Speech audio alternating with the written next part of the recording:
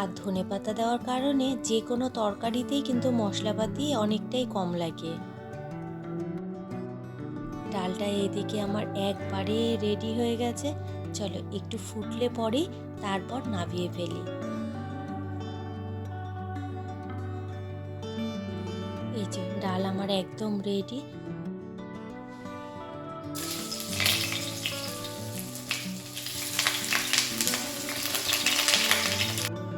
আজ রান্না করতে করতে একটু অন্যরকম লাগছে।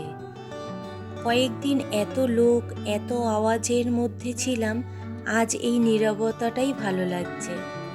বিয়ে বাড়িতে সব কিছু একসাথে হয়, হাসি খাওয়া গান গল্প, কিন্তু নিজের ঘরে এই আলাদা আলাদা মুহূর্তগুলোই আসলে দরকার।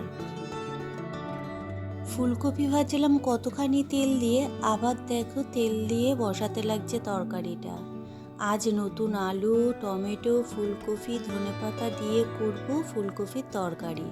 দারুণ হয় শীতকালে এই খাবারটা। আর যদি করা হয় ফুলকপির রসা, তাহলে তো তুলনা নেই তার। জিরে আর শুকনো লঙ্কা সম্বারে দিয়ে দিলাম আলুটা একটু ভাজা হয়ে গেলে ওই ঘরের রোজগেরের টুকিটাকি মশলা জিরে হলুদ লঙ্কা আর কাঁচা লঙ্কা চিড়ে দিয়েছি আর লবণ দিয়ে ভালোভাবে নাড়িয়ে চাড়িয়ে একটু কষে নিচ্ছি। একটু কষাটা হয়ে গেলেই তারপরে দিয়ে দেব ভাজা ফুলকপিটা আগে দিইনি, কারণ ফুলকপি না ঝোলে দেওয়ার পর তোমার নরম হয়ে যায়, বেশি সেদ্ধ হয়ে গেলে না খেতে একদমই ভালো লাগে না, তার জন্য পরে দিলাম। দিয়ে একটু কষিয়ে একটু গরম জল দিয়ে দিলাম।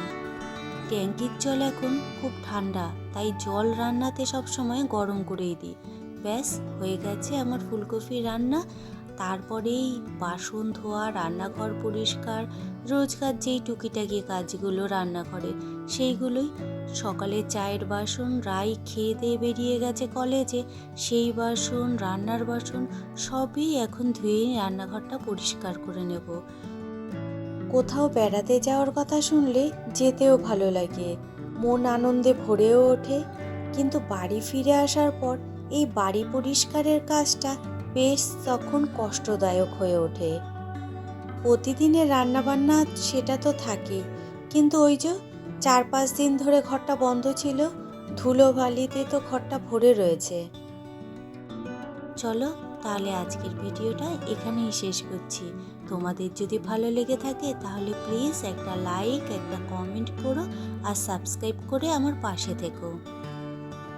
এরকম যদি ভিডিও তুমি আরও দেখতে চাও, চ্যানেলের পাশে থাকা বেলটি প্রেস করে দাও, তাহলে যখনই আমি নতুন ভিডিও আপলোড করব তার নোটিফিকেশন তোমার কাছে সঙ্গে সঙ্গে চলে যাবে, আর তাহলে তুমি এরকম ধরনের ভিডিও মিস করবে না।